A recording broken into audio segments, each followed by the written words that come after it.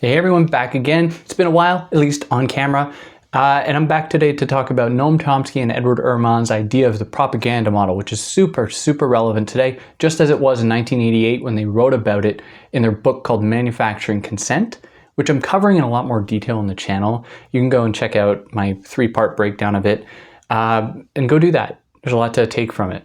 But before jumping into it, hi, I'm David. I explain philosophical texts and ideas and ways to make them accessible to you. So if you're new here, you can see the whole back catalog of episodes I already have up, covering from the Greeks all the way till today and beyond. You can follow me on other platforms if you'd like, Instagram and all that stuff. Links in the description if you'd like. If you found this on YouTube, you're going to be able to find it as a podcast on pretty much any podcast platform, all the same names. You could just Google it and find that stuff. Or if you found this as a podcast, you'll find it on YouTube where there's a video accompanying this, if you're into that. If you feel like helping me out, you can contribute to one of the links in the description. But if you do feel like you want to contribute, consider instead giving your money to another organization that actually really needs it. And yeah, without further ado, let's jump into Noam Chomsky and Herman's idea of the propaganda model, which is such an important idea.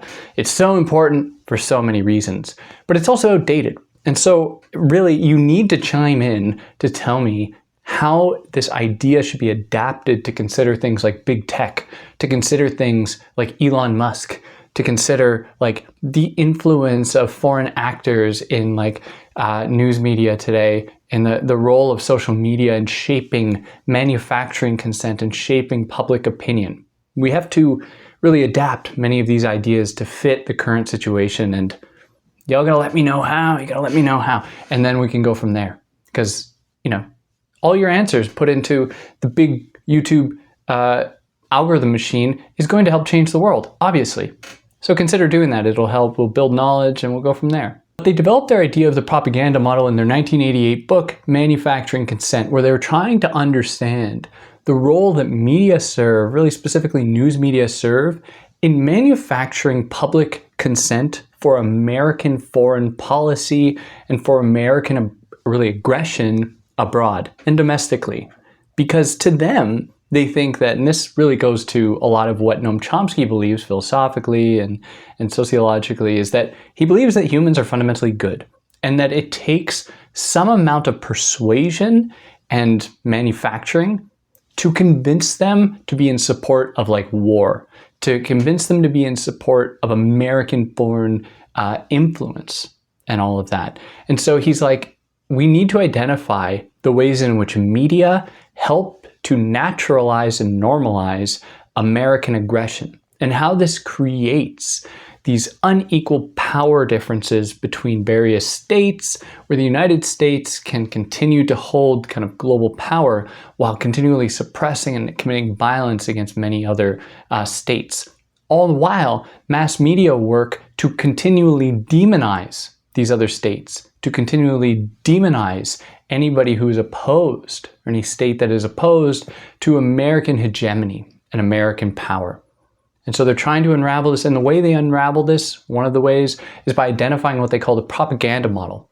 Now, the propaganda model proposes that there are 5 filters that news media must accommodate in order to actually become a piece of news. So if somebody writes an article, Noam Chomsky and Herman suggest that they probably are satisfying most, if not all, of these 5 filters in their article, or coming very close to doing that. Otherwise, their article likely won't get approved at all. It won't make it through these filters to the point of being published. So what are the 5 filters? They are ownership, advertising, sourcing, Flak, and anti-communism. Let me explain them in more detail right now. Beginning with number 1, ownership. They say that because news media work in such a way as to fall into the basic model of business ownership, anything that news media publishes will likely be in some kind of coordination with the interests of the company or companies that own that newsroom or own, the media company or whatever.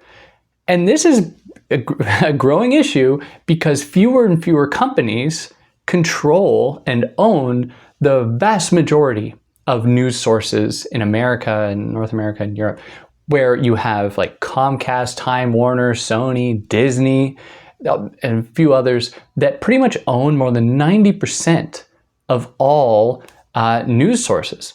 And this raises a number of questions, and it raises a number of problems. And that is like, how much flexibility do these newsrooms and editors and journalists and all that, how much flexibility is there to cover stories that might be critical of these bigger organizations that own them, these bigger companies that own them? How do the interests of these corporations influence what stories can be written about?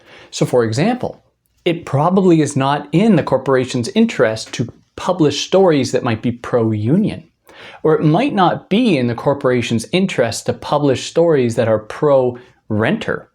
And you might instead see stories about how, what we often see in much news is like how hard it is for landlords if a renter doesn't move out or doesn't pay their rent or something like that. But you don't see the same kind of attention given to people who are being evicted because a landlord just wants to evict them to raise the rent. And we see this kind of bias continually unfolding because perhaps many of these large corporations also happen to have an avid interest in property and in land ownership and in creating renters and all of this. And it extends far beyond this as well. But corporate ownership then means that there are going to be stricter regulations, although probably they never come out and say it, about what stories can be published and which cannot. Now, one of the efforts that they identify in the early 20th century was to weed out news sources that were pro-union and pro-worker. So there's like the Sunday Chronicle or the Sunday Citizen and Daily Herald, I believe, like a few other ones from about 100 years ago. And Noam Chomsky and Edward Herman identify that it wasn't as though like strict government regulation came in and restricted those kinds of newspapers. That was part of it, certainly. But the other element was that, and this is one of the trickeries of capitalism, was that the US government essentially opened up news and news production to the market.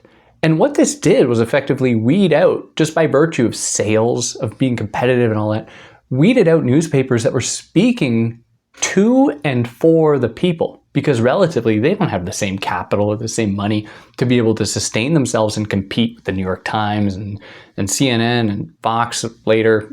They don't have the actual ability to compete with those organizations. And so by subjecting news to the market, it allowed for the selective kind of weeding out and disappearance of these pro-union and pro-worker organizations in favor of corporate-run news sources that would then come to reflect those corporate interests.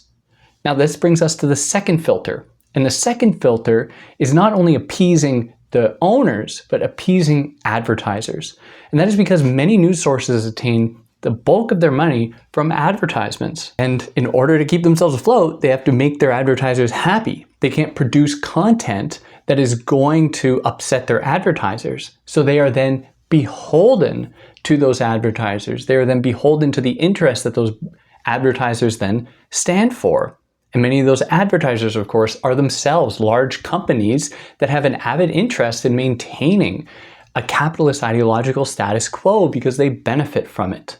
So they are not obviously going to be in support of news sources that are publishing stuff about the importance of unions, or how there should be perpetual rent strikes to challenge landowner authority over renters, over the people, or how there should be workers' walkouts. Of course, they are not going to support or allow advertisements in news sources that publish stuff like that.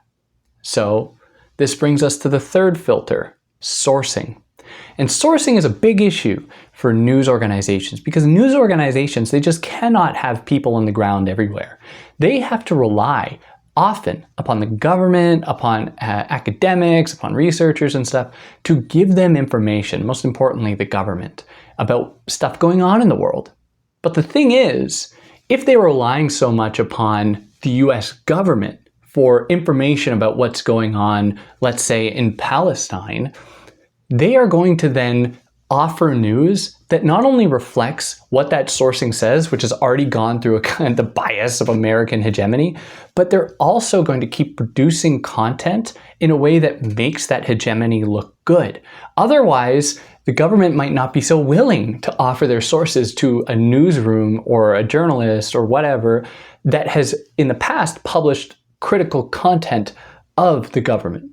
And so in that way, they are then beholden to government authority while also, news media is claiming to be free and having no interest groups or anything like that, the free press, yada, yada, yada. But they show, that is Chomsky and Herman, demonstrate that that is not the case at all. It is highly regulated. And these filters are just one way to illustrate just how highly regulated news media are. And this brings us to the fourth filter, Flak. Flak refers to the kind of reprisal that news media receive if they publish a story that happens to rub up against a certain portion of the population, for example. Great example, Israel. If a news organization publishes a story that is even remotely close to being critical of Israel, it could be a Zionist newspaper, but if it just says facts, for example, then they will likely be bombarded with calls from Israel supporters, with letters, with threatening to take out government support, like what happened with Haaretz, the Israeli Zionist newspaper that published something that just calling Israel's ethnic cleansing of Palestine ethnic cleansing. No, not a radical thing to say, but of course they were put under the flak of the Israeli public, that is the Israeli public that are in support of Israeli occupation, apartheid, and genocide, and the Israeli government that threatened to cut funding to Haaretz, or threatened to cut their subscriptions to Haaretz, I should say. And so we see, in examples like this, the way that Flak works to keep news organizations from publishing stories that will produce this kind of flak. Edward Said says almost this exactly in his book, The Question of Palestine, when he identifies the way in which Israel is not a foreign issue in the United States. It's very much a domestic one. And he identifies the ways in which, historically there have been two moments where there have been more than that, but a couple moments where there have been US governments, US presidents that have been just a little bit critical of Israel, and they get bombarded with emails, maybe not at the time, letters and calls, and they get lobbied essentially into non-existence. And it's really interesting to see that play out that way. And it is a great indicator of the way in which not only news media, but also political institutions are beholden to these interest groups and are beholden to what is essentially a foreign interest playing itself out and influencing American politics and the American quote unquote free press. You can just really simply and we're all good rationalists about this. We're all good, classic liberal types. We know how to follow a logical line of argument.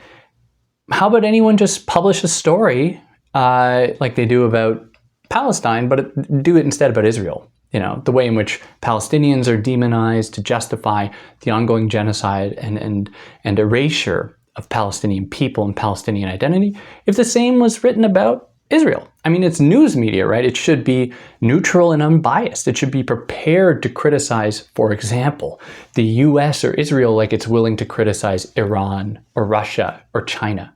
But of course, it doesn't do that. And of course that this is an indicator of the ideological influences that determine what can even count as the so-called free press. And finally, that brings us to the fifth filter, anti-communism / fear, where they write, and this is really a lot more relevant in the mid-20th century and really through the Cold War up into the 80s, but it seems to be still pretty relevant today, that news organizations had to take a firm stance against anything that can be construed as communism. So they had to take a firm stance against the USSR, they had to take a firm stance against Cuba, a firm stance against China, and so on. And that was simply because they are not allowed to publish stories that might be objective and true as long as they were depicting perhaps a communist country in a good light, or Vietnam. It's another good example. Nicaragua, other examples like that, not exactly communist, but along that wavelength, where in order for any news to actually be published, they would need to publish stories that were in line with capitalist Western interests, which just flies in the face of the idea that it's just this neutral and free press and anything like this. Even though America and the quote-unquote West has been globally and historically the worst aggressors and the worst, most violent infringers upon human rights, upon state rights and state autonomy. Of course, they don't care about any of that. Where's the news story condemning U.S. military bases in so many countries across the planet, and how if a country refuses to have U.S. military bases in their country, they're then demonized into, to the point that the public just associates them with pure evil altogether. It doesn't really seem neutral and fair and free. It seems to really represent and reflect a certain ideological interest. And you see this play out in some of the most quote-unquote reputable news sources, the New York Times, the Washington Post, CNN, they claim that they stand for rationality and truth, democracy dies in darkness type of thing. And really what we see and what Chomsky and Herman demonstrate is that they are not examples of a free press. They instead reflect a certain ideological interest or certain ideological interests. And one of my colleagues, Michael, shout out to Michael, puts it this way. He's like, if you're going to read the New York Times, shouldn't single them, I don't want to get sued. If you're going to read a major newspaper, make sure to read it in reverse. And the thing is, with a lot of major newspapers, anything that's actually relevant, like new information or anything like that, you'll find at the bottom of the article. And that is because they want to make sure that as the reader, you go through the filter of everything they want you to know first before you get that new piece of information. So something, I just random, what could we talk about here? Israel, yeah. If there's a news story published about Israel, you're better off going to if you're choosing to read these news sources, which I don't recommend. But if you are, read the bottom, because the things at first they're going to say, October 7th, murdered Israelis, Palestinian terror, etc., etc., etc. All of these things that are meant to instill in your mind the idea that what Israel is doing is justified. So then at the very end, when you see a stat or figure that says that Israel has murdered X number of more children, you've already approached it being like, well, yeah, they probably deserved it. And it's like, okay, well, this is how news media work in this way at almost a structural level to maintain this and to manufacture this consent and to shape public opinion. But things are different today. Big tech, you essentially have somebody with an ultimate megaphone who can just tweet things and have them be heard by everybody and can essentially shape political systems, can shape entire nations' political landscapes. And this is we're seeing that kind of filter unfold. There's also another filter that we should add would be the filter of the algorithms, where algorithms are going to represent and reflect certain biases already found in society. These biases having been kind of constructed and approved through news media before social media, creating a public landscape that supports capitalist American Western interests. And of course, algorithms are going to reflect that. Of course, they're going to just take what they think to be what people want and essentially regurgitate that and repeat it over and over and over again, even though I don't think that's what the majority actually want. But in any case, there's so many other ways that we have to add to this. I think that everything that they say, all 5 filters, are still super relevant today. But we have to add more, thinking about algorithms, thinking about big tech, thinking about platform capitalism and so on. How have these things changed? I put it to you. But yeah, if you like what I did, you can like, share, subscribe, stay tuned. I hope that it's useful for you to understand. Maybe your friends will get a kick out of it. You can try. Or I've been told I got a soothing voice. Maybe I can help your friends fall asleep if they need a soothing voice to guide them into the nighttime abyss. But yeah, until next time, take care, y'all.